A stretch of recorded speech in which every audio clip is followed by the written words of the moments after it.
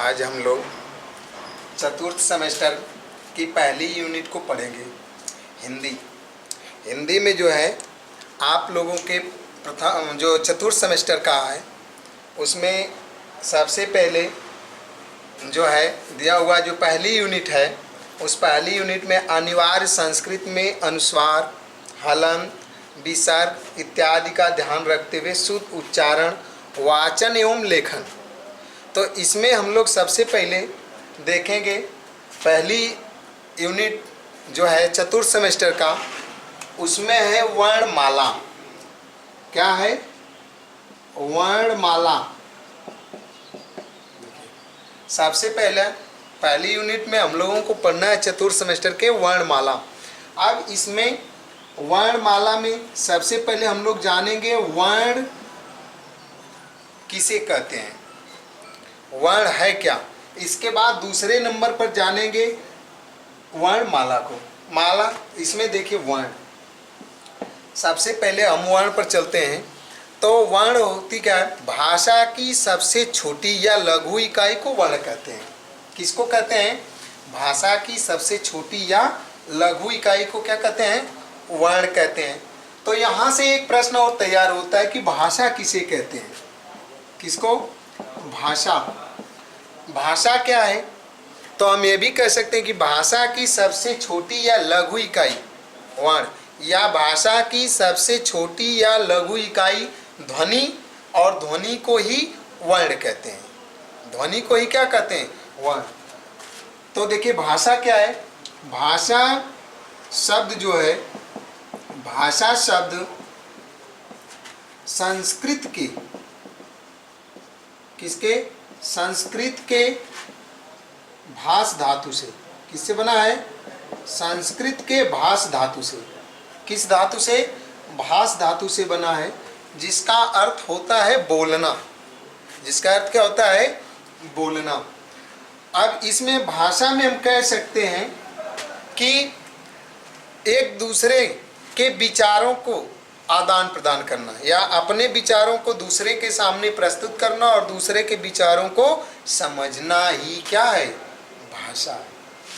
लेकिन हमारा मूल जो है यहाँ वर्ण है, क्योंकि जब इस क्रम में चलेंगे तो भाषा, इसके बाद आती है ध्वनि, ध्वनि के बाद आती है वर्ण। तो देखिए भाषा की जो सबसे छोटी इकाई होती है वह ध्वनि होती है। ध्वनि को ही क्या कहते हैं? वर्ण। वर्ण को अक्षर भी कहते हैं। वर्ण को क्या कहते हैं? वर्ण को, इसको अक्षर भी कहते हैं। क्या कहते हैं भाई? अक्षर। अब वर्ण को अक्षर भी कहते हैं। तो इसमें देखिए यहाँ मैंने कहा कि भाषा की सबसे छोटी या लघु इकाई क्या है? वर्ण है। तो जब वर्ण है तो वर्ण को यहाँ दूसरे रूप में इसको कह रहे हैं अक्षर। अक्षर किसे? तो हम कह सकते हैं न क्षर। न क्षर बराबर अक्षर। जिसका क्षर न हो, जिसका क्षर न हो वही क्या है? अक्षर। तो इन दोनों में अगर हम अंतर देखें तो होता क्या है? देखिए वर्ण जो होता है यह वर्ण लिखित रूप होता है। वर्ण क्या होता है? वर्ण जो होता है यह लिखित रूप होता है। अक्षर क्या होता है? उच्चरित रूप होता है। कैसा रूप होता है? उच्चरित रूप। अक्षर का खंड होता है, इसका खंड होता है, लेकिन इसका खंड नहीं होता है। इसका खंड नहीं होता। आइए तो देखिए भाषा, भाषा की सबसे छोटी इकाई ध्वनि, ध्वनि की सबसे छोटी इकाई वर्ण, या हम कह सकते हैं भाषा की जो सबसे छोटी इकाई है वह क्या है? वर्ण है। और वर्ण को ही क्या कहते हैं? अक्षर। क्योंकि अक्षर जो है कई वर्ण मिलकर बने होते हैं। अक्षर में एक से अधिक वर्ण होते हैं। अब जानिए इसमें, तो इस तरह यह जो होता है लिखित रूप होता है, अक्षर जो होता है वह उच्चरित रूप होता है। वर्ण का खंड नहीं होता है और अक्षर का खंड होता है। तो इस तरह हम समझ लिए। क्या समझ लिए? वर्ण। तो वर्ण की परिभाषा क्या दी गई कि भाषा की सबसे छोटी या लघु इकाई को क्या कहते हैं? वर्ण। स्पष्ट?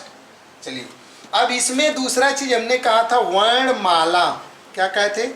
वर्णमाला। अब देखते हैं वर्णमाला क्या है। अब इस वर्णमाला में जब हम चलेंगे तो यहीं से हम लोगों का शुरुआत है। वर्ण की परिभाषा तो हमने दे दिया कि भाषा की सबसे छोटी या लघु इकाई को वर्ण कहते हैं, वर्ण को ही अक्षर कहते हैं। एक चीज और जानिएगा, अक्षर में सभी स्वर वर्ण भी होते हैं और अक्षर भी होते हैं। सभी स्वर जो होते हैं वह वर्ण भी होते हैं और क्या होते हैं? अक्षर भी होते हैं। और वर्णों के सार्थक समूह को, वर्णों के सार्थक समूह को वर्णमाला कहते हैं। क्या कहते हैं? वर्णमाला। या हम कह सकते हैं कि वर्णों के सार्थक क्रम को, वर्णों के या वर्णों के सार्थक क्रम को वर्णमाला कहते हैं। क्या कहते हैं? वर्णमाला। तो इस तरह सबसे पहले हम लोगों ने समझा कि वर्ण कहते किसे हैं? तो भाषा की सबसे छोटी या लघु इकाई को वर्ण कहते हैं। वर्ण कितने प्रकार वर्ण कहते हैं, और वर्ण को ही क्या कहते हैं? अक्षर कहते हैं। अब इसमें दूसरा जो हमने कहा वर्णमाला, माला का वैसे अर्थ होता है श्रृंखला, क्रम। तो वर्णों के सार्थक क्रम को क्या कहते हैं? वर्णमाला। क्या कहते हैं? वर्णमाला कहते हैं। स्पष्ट? आगे चलिए। इसके बाद हम देखते हैं वर्ण के प्रकार। क्या देखेंगे भाई? वर्ण के प्रकार। वर्ण कितने प्रकार का होता है? वर्ण कितने प्रकार का होता है इसको देखेंगे। तो वर्ण दो प्रकार का होता है। वर्ण कितने प्रकार का होता है भाई? वर्ण जो होता है, वर्ण दो प्रकार का। कितने प्रकार का? दो प्रकार का। एक को कहते हैं स्वर और दूसरे को कहते हैं व्यंजन। एक को कहते हैं स्वर और दूसरे को क्या कहते हैं? व्यंजन। हम एक एक को समझेंगे। सबसे पहले देखिए स्वर किसे कहते हैं। प्रश्न खड़ा है, आपने वर्ण की परिभाषा तो पढ़ लिया कि भाषा की सबसे छोटी या लघु इकाई को वर्ण कहते हैं, और वर्ण के प्रकार में कहा गया कि वर्ण कितने प्रकार का होता है? दो प्रकार का। वर्ण कितने प्रकार का होता है? दो प्रकार का होता है। एक को कहते हैं स्वर और दूसरे को क्या कहते हैं? व्यंजन। तो सबसे पहला पॉइंट हम लोग देखेंगे क्या? स्वर। स्वर किसे कहते हैं? सही, जाहिर सी बात है कि जब यह दो प्रकार का है तो स्वर किसे कहेंगे, व्यंजन किसे कहेंगे। तो एक एक करके हम लोग चलते हैं। सबसे पहले किसको? स्वर को। स्वर किसे कहते हैं? तो आइए देखते हैं। कह रहे हैं कि जिस वर्ण का उच्चारण स्वतंत्र रूप से हो।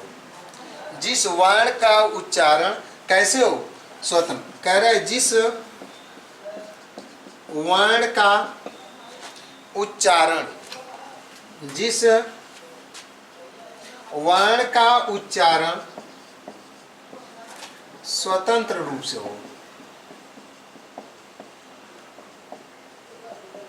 जिस वर्ण का उच्चारण स्वतंत्र रूप से हो उसे क्या कहते हैं?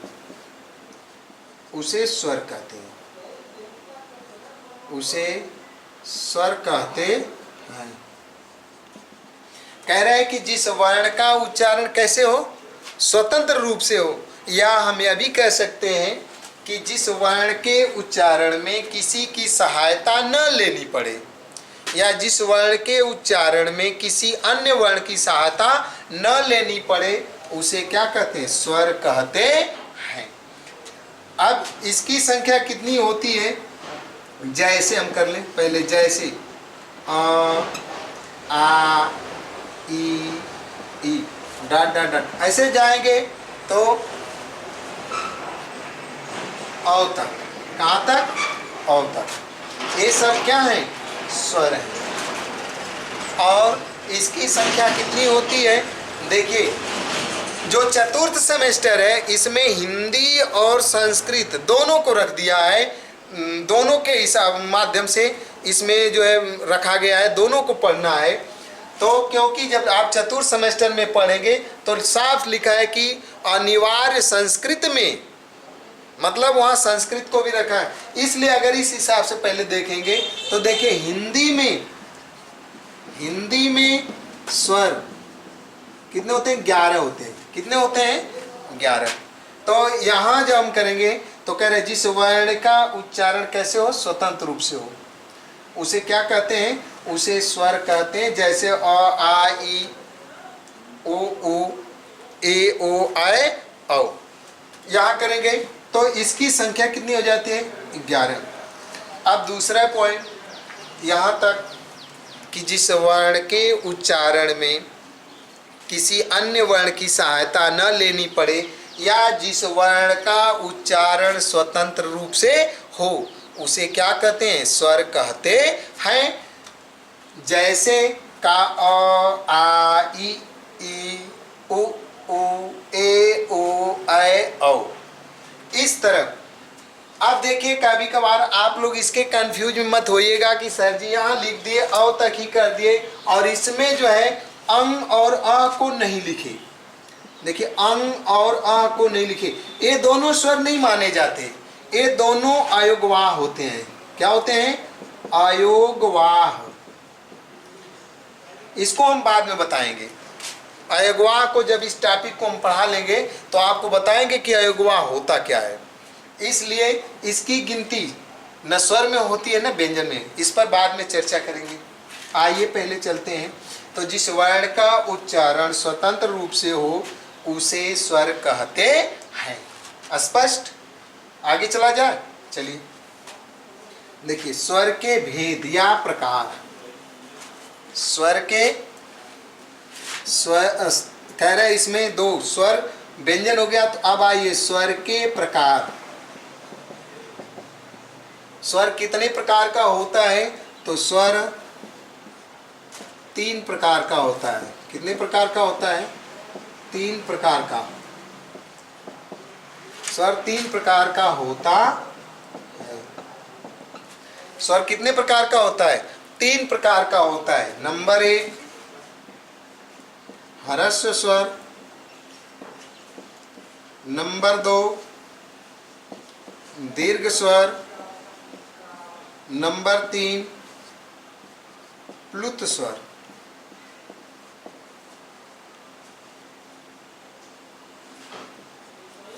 देखिए सबसे पहले हम लोग जाने स्वर किसे कहते हैं। तो हमने कहा जिस वर्ण का उच्चारण कैसे हो? स्वतंत्र रूप से हो, उसे क्या कहते हैं? स्वर कहते हैं। अब इसमें स्वर के प्रकार में हमने कहा स्वर कितने प्रकार के होते हैं भाई? 3 प्रकार के होते हैं। ऊपर आपको हम लिखे थे, अगर आपसे प्रश्न करें, प्रश्न बाद में बताएंगे क्या क्या प्रश्न आपसे कर सकता है, कैसे आ सकता है। तो यहाँ हमने कहा प्रकार, यहाँ हमने कहा 3 प्रकार का होता है, जिसमें ह्रस्व स्वर, दीर्घ स्वर और तीसरा क्या है? प्लुत स्वर। तो देखिए सबसे पहले आइए ह्रस्व स्वर। ह्रस्व स्वर कहते किसे हैं?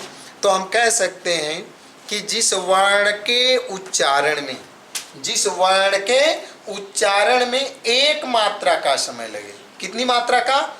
एक मात्रा का समय लगे। देखिए कह रहा है जिस वर्ण के उच्चारण में, जिस वर्ण के उच्चारण में कितनी मात्रा का? कह रहा है एक मात्रा का, एक मात्रा का समय लगे। एक मात्रा का समय लगे उसे कौन सा स्वर कहते हैं? ह्रस्व स्वर। कौन सा स्वर कहते हैं? ह्रस्व। जिस वर्ण के उच्चारण में एक मात्रा का समय लगे उसे कौन सा स्वर कहते हैं? ह्रस्व। अब यहाँ एक प्रश्न और हो गया। देखिए कह रहे हैं कि जिस वर्ण के उच्चारण में किसकी? एक मात्रा। तो हम प्रश्न कर सकते हैं कि मात्रा किसे कहते हैं? जाहिर सी बात है। अब यहाँ हम तो वर्ण समझ लिए कि भाषा की सबसे छोटी या लघु इकाई को, है ना। और लेकिन यहाँ कह रहे हैं मात्रा। तो अगर मात्रा को हमको समझना हो तो जानिए मात्रा किसे कहते हैं। तो मात्रा जो होती है वर्णों के उच्चारण काल को, किसको? वर्णों के उच्चारण काल को क्या कहते हैं? मात्रा कहते हैं। ध्यान दीजिएगा, वर्णों के उच्चारण मतलब किसी वर्ण के उच्चारण में जो समय लगता है वही क्या कहलाता है? मात्रा कहलाता है। और इसकी संख्या कितनी होती है? मात्रा की 10 होती है। कितनी होती है? 10। तो आज ये कह रहे हैं जिस वर्ण के उच्चारण में कितनी समय लगे? एक मात्रा का। कितना समय लगे? कह रहा है एक मात्रा का समय लगे, उसे क्या कहते हैं? कह रहा है कि उसे ह्रस्व स्वर कहते हैं। उसे कौन सा स्वर कहते हैं भाई? ह्रस्व स्वर। अब दूसरे रूप में हम ये भी कह सकते हैं कि जिस वर्ण के उच्चारण में समय बहुत कम लगे, जिस वर्ण के उच्चारण में समय बहुत कम लगे, उसे ह्रस्व स्वर कहते हैं। इसकी संख्या जैसे पहले कर ले, जैसे आ ई उ री। देखिए हिंदी में 4 ह्रस्व स्वर होते हैं। हिंदी में कितनी होते हैं? 4। कौन कौन? अ ई उ री। जानिए, तो कह रहे हैं कि अ ई उ री। और जब संस्कृत में जाएंगे तो एक री भी जुड़ जाता है। यह ओनली यह संस्कृत में जुड़ता है। कहाँ जुड़ता है? संस्कृत में। नहीं तो हिंदी में 4 होते हैं। हिंदी में कितने होते हैं ह्रस्व स्वर? 4। कितने होते हैं? 4। तो कह रहा है जिस वर्ण के उच्चारण में एक मात्रा का समय लगे या समय बहुत कम लगे, उसे ह्रस्व स्वर कहते हैं। इसकी संख्या कितनी होती है? 4 होती है। जैसे अ ई उ री। और संस्कृत में लरी जुड़ जाता है, और जब लरी जुड़ जाता है तो इसकी संख्या कितनी हो जाती है? 5 हो जाती है। इसलिए हम देखेंगे, इसको हटाते हैं तो हिंदी में ह्रस्व स्वर कितने हुए भाई? 4। कितने हुए? 4। इन्हीं स्वरों को मूल स्वर भी कहते हैं। ये जो 4 स्वर आपको दिख रहे हैं, इसे मूल स्वर, कैसा स्वर? मूल स्वर भी कहते हैं। देखिए, तो कह रहे हैं जिस वर्ण के उच्चारण में एक मात्रा का समय लगे, उसे क्या कहते हैं? ह्रस्व स्वर कहते हैं। और जैसे में कहा अ ई उ री, अर्थात ह्रस्व स्वर की संख्या कितनी? 4। और इन्हीं को कौन सा स्वर कहते हैं? मूल स्वर। स्पष्ट? एक चीज कभी कभार प्रश्न आएगा तो लास्ट में हम बता देंगे, यहाँ जानिएगा। इन चारों का दीर्घ होता है, क्योंकि जब हम करेंगे तो अ का दीर्घ आ होता है, ई का दीर्घ बड़ी, उ का दीर्घ बड़ा उ, और री का दीर्घ जो होता है ऐसे होता है। तो इस तरह एक प्रश्न है, इसका दीर्घ होता है। स्पष्ट? चलिए आगे बढ़ें। हाँ, दूसरा है आपका भेद जो है दीर्घ स्वर। कौन सा भेद है? दीर्घ स्वर। देखिए, कह रहे दीर्घ स्वर किसे कहते हैं? तो जिस वर्ण के उच्चारण में, कह रहा है जिस वर्ण के उच्चारण में 2 मात्रा का समय लगे, 2 मात्रा का समय लगे। कह रहा है जिस वर्ण के उच्चारण में कितनी मात्रा का समय लगे? 2 मात्रा का समय लगे, उसे कौन सा स्वर कहते हैं? दीर्घ स्वर कहते हैं। जिस वर्ण के उच्चारण में 2 मात्रा का समय लगे, उसे दीर्घ स्वर कहते हैं। जैसे आ ई उ आ ई उ ए ओ ऐ और औ। देखिए कितने हो गए? आ ई उ ए ओ ऐ औ। इसकी संख्या जो दीर्घ स्वरों की संख्या कितनी होती है? 7। दीर्घ स्वर कितने होते हैं? 7। ह्रस्व स्वर कितने होते हैं?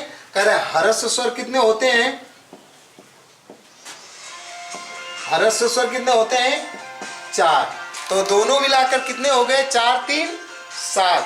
दोनों मिलाकर कितने हो गए? सॉरी, यहाँ 7 हो गया। और इसके बाद जो है ये 7 हो गया और ह्रस्व स्वर कितने हो गए? 4। दोनों को जोड़ देंगे तो स्वर की संख्या कितनी हो जाएगी?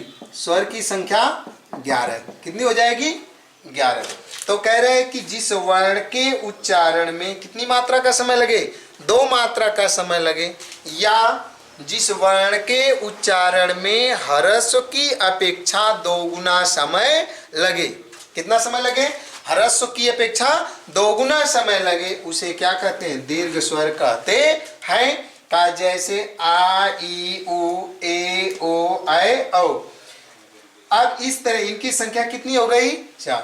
अब इसमें देखिए जो आपका यह दीर्घ स्वर है, कौन सा स्वर? दीर्घ स्वर। इन दीर्घ स्वरों में ए ओ ऐ और औ, ए ओ ऐ और औ, इनको संयुक्त स्वर भी कहते हैं। कैसा स्वर? संयुक्त स्वर। देखिए इसको कौन सा स्वर कहते हैं? संयुक्त स्वर कहते हैं। अब एक प्रश्न यहां से आए तो ध्यान दीजिएगा, कवि कह सकता है कि किसका ह्रस्व नहीं होता है। तो जो संयुक्त स्वर होते हैं अर्थात ए ओ ऐ औ, ए ओ ऐ औ का ह्रस्व नहीं होता, इसका ह्रस्व नहीं होता, इसका ह्रस्व नहीं होता। बाकी जो आपने कहा आ ई उ, इसका ह्रस्व होता है। और इसके पहले आपने जो मूल स्वर पढ़ा, कौन सा स्वर भाई? मूल स्वर आ ई उ और री, इसका दीर्घ होता है, इसका दीर्घ होता है, इसका ह्रस्व नहीं होता। और इसके बाद इसका ह्रस्व होता है। तो आइए सुनिए, दीर्घ स्वर जिस वर्ण के उच्चारण में कितनी मात्रा का समय लगे? 2 मात्रा का समय लगे, उसे क्या कहते हैं? दीर्घ स्वर कहते हैं। इसकी संख्या कितनी होती है? 7। कितनी होती है? 7। अब इसमें हमने कहा कि ये 4, इसमें जो 4 है इनको हम कौन सा स्वर कहते हैं? संयुक्त स्वर। इनको कौन सा स्वर कहते हैं? संयुक्त स्वर कहते हैं। तो इस तरह ये जो है संयुक्त स्वर हो गए, इनका ह्रस्व नहीं होता। स्पष्ट? आपने ह्रस्व स्वर पढ़ा, जिस वर्ण के उच्चारण में 1 मात्रा का समय लगे ह्रस्व स्वर, 2 मात्रा का समय लगे दीर्घ स्वर। ह्रस्व स्वर की संख्या 4, दीर्घ स्वर की संख्या 7। स्पष्ट? तीसरा भेद हम लोग पढ़ेंगे।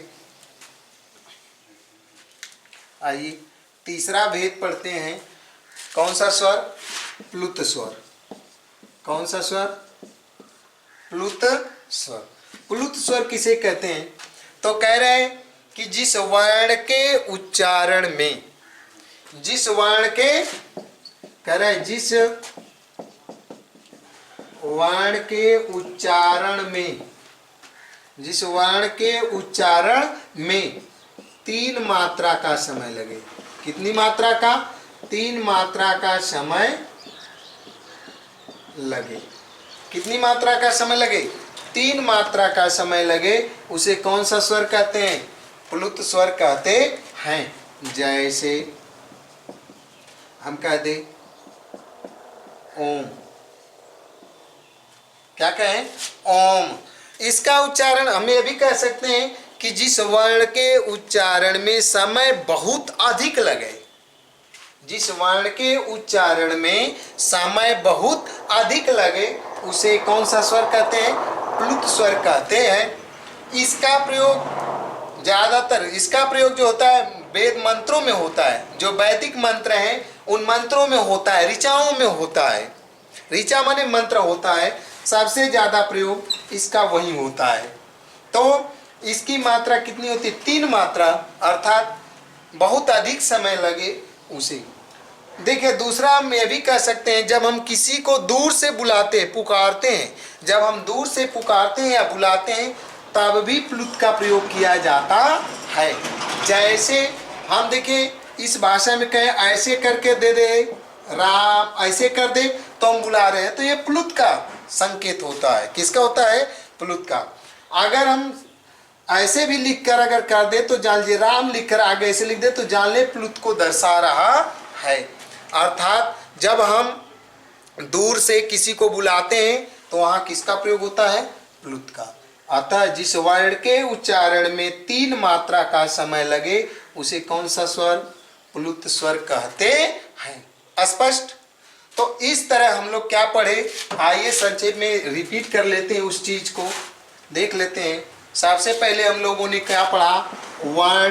क्या पढ़ा? वर्ण कितने प्रकार का होता है? 2। कितने प्रकार का होता है? 2। पहले को कहा स्वर, दूसरे को व्यंजन। क्या कहा? स्वर। जिस वर्ण के उच्चारण में किसी अन्य वर्ण की सहायता न लेनी पड़े या जिस वर्ण का उच्चारण स्वतंत्र रूप से उसे स्वर कहते हैं। व्यंजन बाद में पढ़ेंगे।